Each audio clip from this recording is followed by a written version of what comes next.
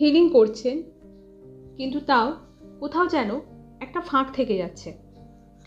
আজকে সেই কারণটাই আমি আপনাদের বলবো যে কি আপনারা করছেন না, যার জন্য এত কিছু করা সত্ত্বেও জার্নিতে ঠিকঠাক প্রোগ্রেসটা হয়তো আপনাদের হচ্ছে না, বা উন্নতি যেটা হওয়ার কথা সেটা হচ্ছে না। দেখুন, টুইন ফ্লেম জার্নিতে না অনেক কিছু করতে লাগে। এই জার্নিতে নিজেকে সেই ইউনিয়ন অবধি নিয়ে যাওয়ার জন্য অনেক কিছু করতে লাগে। আমরা যখন টুইন ফ্লেম জার্নিতে প্রথম আসি তখন আমরা ভাবি যে জাস্ট নিজে টুইন ফ্লেমের সাথে দেখা হবে এবং তার সাথে আমি একটা ইউনিয়নে এসে যাব, তারপর দুজনে একটা সুখে শান্তিতে সুন্দর জীবন কাটাবো, এইটুকুই তো আর কি। কিন্তু বন্ধুরা, টুইন ফ্লেম জার্নি কিন্তু এইটুকুতেই সমাপ্ত নয়।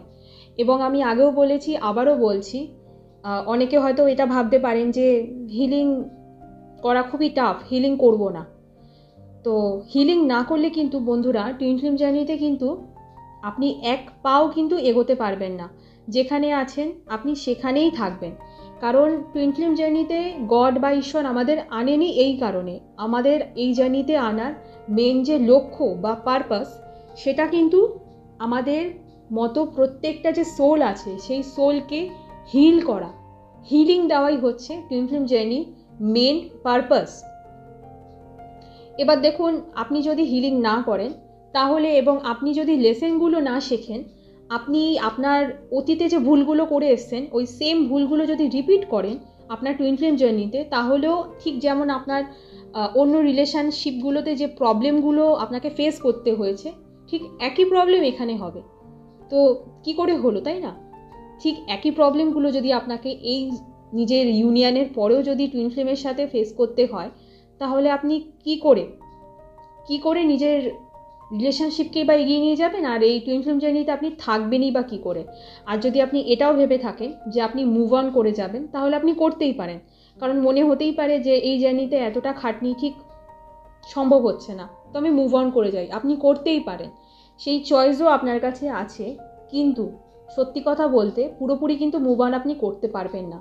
কারণ একবার গড বা ঈশ্বর যাকে চুজ করে নেয় এই জার্নিতে আনবে বলে, আপনি যতই মুভ অন করে নিন, ধরুন আপনি ভাবলেন যে আজ থেকে আমি ভাববো না, টুইন ফ্লেম জার্নি সম্পর্কে আমি কিছু ভাববো না, এই সম্পর্কিত ভিডিও আমি দেখবো না, ততই বেশি করে আপনার সামনে কিন্তু এই জিনিসগুলো আসতে থাকবে। তো সুতরাং আপনি যদি মুভ অন করেন তাহলেও কিন্তু আপনি শান্তিতে থাকতে পারবেন না। কারণ যতক্ষণ অবধি না আপনি এই জার্নিতে এসে পুরোপুরিভাবে নিজের কাজগুলো, হিলিংগুলো স্টার্ট করছেন, ততক্ষণ অবধি আপনার ভেতরে ইউনিভার্স বলুন, গড বলুন, আপনার ভেতরে এই জিনিসগুলো দিতেই থাকবে, আপনাকে কন্টিনিউ পেছন থেকে পুশ করতে থাকবে, ঠেলতে থাকবে এই জার্নির দিকে, যে ওই দিকেই তোকে যেতে হবে, তুই যা, তোকে যেতেই হবে, তুই যতই এদিক ওদিক যা, তোকে ওদিকেই যেতে হবে। তো ওই জন্যই আমার মনে হয় যে নিজের ওপর এতদিন তো অনেক কিছু আমরা অত্যাচার করি, তাই না? নিজেকে ব্লেম করি, নিজেকে দোষারোপ করি, আদার্স তো করে, কিন্তু আমরা নিজেরাও নিজেকে সেই পরিস্থিতির জন্য ব্লেম করতে থাকি। তো নিজেকে আর কষ্ট না দিয়ে, আর ব্লেম না করে নিজের হিলিং করুন, এর থেকে বেস্ট আর দ্বিতীয় কোনো পথ, রাস্তা বা প্রসেস হয় কি না সেটা আমার মনে হয় না আমারও জানা আছে।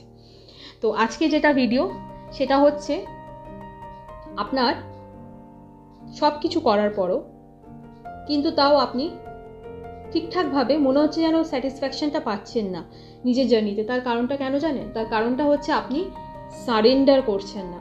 এবার সারেন্ডার কি? সারেন্ডার মানে হচ্ছে নিজেদের তুলে দেওয়া। কার হাতে? নিজেকে গডের বা ঈশ্বরের হাতে তুলে দেওয়া। দেখুন, হিলিং তো আমরা করি, কিন্তু তারপর হিলিং করার পর না আমরা একটা ভেতরে এক্সপেকটেশন রেখে দিই, একটা আশা রেখে দিই, তাই না? যে আমি এই কাজটা করছি, এর ফলটা পাবো, কবে পাবো? আমরা ভেতর থেকে একটা অধৈর্য হয়ে পড়ি। আমাদের ভেতরে এটা চলতে থাকে যে কবে হবে, কবে হবে, কবে আমরা রেজাল্ট পাবো, কবে আমরা ইউনিয়নে আসবো, কবে এই দিনটা আসবে। আমি দেখেছি অনেকের ভেতরে এই জিনিসটা থাকে। তো আমি তাদের বলবো যে প্লিজ এত অধৈর্য হবেন না। কারণ টুইন ফ্লেম জার্নি আমাদের অনেক কিছু শেখায়। এই জার্নিটা আমাদের শেখানোরই জার্নি। এই জার্নিতে না শুধু আমরা ভালোবাসা শিখি, না শুধু আমরা সারেন্ডার করা শিখি, তার সাথে সাথে আমরা কিন্তু ধৈর্য রাখাও শিখি। কারণ এইটুকু জেনে রাখবেন বন্ধুরা, উন্নতির পথ কিন্তু সবসময় ধৈর্য নিয়েই চলে। ধৈর্য নিয়ে আমাদের চলতে হয়। কখনো কোনো সাকসেসফুল পার্সনকে আপনি দেখবেন না যে একবারেই সে সাকসেসফুল হয়ে গেছে। তাকে অনেক ধৈর্য ধরে আস্তে আস্তে একটা একটা করে ইট রেখে তারপর সে কিন্তু তার সাম্রাজ্যটা তৈরি করে। একদিনে কিন্তু তার সাম্রাজ্যটা বা নাম যশ খ্যাতি যা সে অর্জন করেছে একদিনে আসেনি। তার হয়তো গোটা জীবনটা চলে গেছে এই নাম যশ খ্যাতিটা অর্জন করতে। ঠিক তেমনই একটা সুন্দর রিলেশনশিপ বা একটা সুন্দর জীবন, ভেতর থেকে একটা স্যাটিসফ্যাকশান, এত কিছু যদি আপনি পেতে চান তাহলে থোড়ি না একদিনে জিনিসটা আসবে বন্ধুরা। তার জন্য তো একটু সময় লাগবে, তাই জন্য ধৈর্য ধরতে হবে, আস্তে আস্তে একটু একটু করে এক একটা স্টেপ দিয়ে এগোতে হবে, এক একটা ইট দিয়ে সেই বেসটাকে তৈরি করতে হবে যার ওপরে দাঁড়িয়ে আপনি আপনার সাম্রাজ্য বা নামযশ খ্যাতি বলুন বা যাই হোক তৈরি করবেন, আগামী জীবন তৈরি করবেন। এবার যেটা বলছি সেটা হলো ঈশ্বরকে সারেন্ডার করা। আমরা আশা রাখি, আশা করি, বন্ধুরা এই আশাটা রাখবেন না। জানি আশা রাখাটা স্বাভাবিক, কারণ মানুষ আশা না রাখলে বা বাঁচবে কী করে, আশা না থাকলে আমরা জীবনে এগোবো কী করে। একটা আশাই এমন জিনিস যেটা আমাদের বাঁচিয়ে রাখে ভবিষ্যতের জন্য, যে আমরা ভাবি যে ভবিষ্যতে এই জিনিসটা হবে, সুতরাং সেই অপেক্ষায় আমরা বেঁচে থাকি। কিন্তু বন্ধুরা, টুইন ফিল্ম জার্নিতে আপনি যদি এক্সপেকটেশন রাখেন, সেটা যে ক্ষেত্রেই হোক, আপনার জার্নির ক্ষেত্রে হোক, আপনার কোনো মানুষের প্রতি হোক, তাহলে কিন্তু সেখান থেকে কষ্ট ছাড়া পাল্টা আপনি আর কিচ্ছু পাবেন না। আপনি এবার ভেবে দেখুন, আপনি আপনার ফ্যামিলির লোক বা যারা কার্মিক থাকে, আমরা বেশি এক্সপেকটেশন তাদের থেকেই রাখি না, ফ্যামিলির লোক, আপনার প্রিয় মানুষ যারা আছে, এক্সপেকটেশন রেখেছেন আপনি, কিন্তু তার বদলে আপনি কিন্তু কষ্টই পেয়েছেন। আনন্দ সুখ এগুলো কি পেয়েছেন? পাননি, শুধুমাত্র কষ্টই পেয়েছেন। তাই বলা হচ্ছে যে এক্সপেকটেশন রাখতে না। যদি এক্সপেকটেশন ছাড়া তারা যদি আপনাকে কিছু দিয়ে থাকে, সম্মান ভালোবাসা, তাহলে কিন্তু সেটা উপরি পাওনা। কিন্তু এক্সপেকটেশন রাখার পর যদি সেটা পূরণ না হয়, তাহলে বন্ধুরা সেটা কষ্ট পাওয়া হয়। তো ঈশ্বর কি চাইছে, গড কি চাইছে? উনি চাইছে যে আমরা এক্সপেকটেশন না রাখি। উনি চান না যে ওনার সন্তানরা কষ্ট পাক এক্সপেকটেশন রেখে। তাই আমাদের স্ট্রিক্টলি বলা হচ্ছে যে এক্সপেকটেশন কারোর প্রতি রাখতে না। যদি রাখতেই হয় তাহলে কার প্রতি রাখতে? নিজের প্রতি। নিজের প্রতি এক্সপেকটেশন রাখুন, নিজের প্রতি আশা রাখুন, গডের প্রতি এক্সপেকটেশন রাখুন, আর কারোর প্রতি এক্সপেকটেশন রাখবেন না। উপরি এক্সপেকটেশন তো একদমই রাখবেন না। এবং এক্সপেকটেশন না রেখে নিজের হিলিং করুন এবং নিজের জার্নিকে সম্পূর্ণ ঈশ্বরের ওপর সারেন্ডার করে দিন। সারেন্ডার করতে শিখুন। আপনি জাস্ট হিলিং করলেন, করে দেন গডকে বললেন যে এবার তুমি বুঝে নাও, আমি আমার কর্ম করছি, এবার তুমি তোমারটা করো। তুমি ডিসাইড করো যে আমার জন্য তুমি কি ঠিক করে রেখেছো, সেটা আমাকে দাও। আমি যদি যা যা ডিজার্ভ করি, যা যা আমার পাওয়া উচিত, সে সব কিছু তুমি আমাকে দাও। আমি এক্সপেকটেশন রাখবো না, তোমার যেটা ঠিক মনে হবে আমাকে দেওয়া, যখন দেওয়া উচিত হবে, যে সময় তোমার মনে হবে আমাকে দেওয়া উচিত, তুমি তখন সেই জিনিসটা আমাকে দিও। ব্যাস, সারেন্ডার করে দিন। বিশ্বাস করুন বন্ধুরা, যে মুহূর্তে আপনি সারেন্ডার করবেন না, সেই মুহূর্তে আপনার ভাগ্যটাই চেঞ্জ হয়ে যাবে। হিসাব মতো টুইন ফিল্ম জার্নিতে না আমরা আমাদের ভাগ্য নিজে লিখি। যেভাবে সমাজ ভেবেছিল যে আপনার জীবনটা যেভাবে চলবে, আপনি তাদের মুখের দিকে আঙ্গুল দেখি না একটা চ্যালেঞ্জ করেন যে নিজের ভাগ্য আমি নিজে লিখে দেখাবো। এইটা হচ্ছে টুইন ফিল্ম জার্নিতে।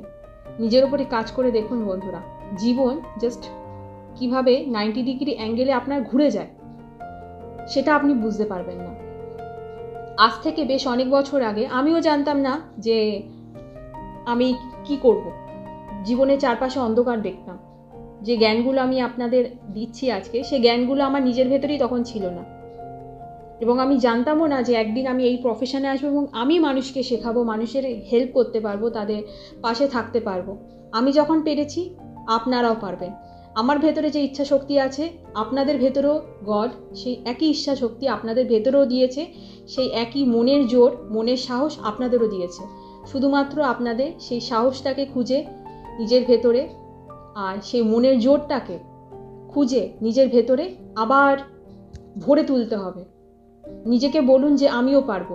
পারবো না মানে? ঈশ্বর, ইউনিভার্স সকলে আমার সাথে আছে, আমাকে পারতেই হবে, আমি নিজের সাথে আছি। আজই নিজেকে বলুন এবং আজই নিজেকে ঈশ্বরের কাছে সারেন্ডার করে দিন এবং এক্সপেকটেশন একদমই রাখবেন না।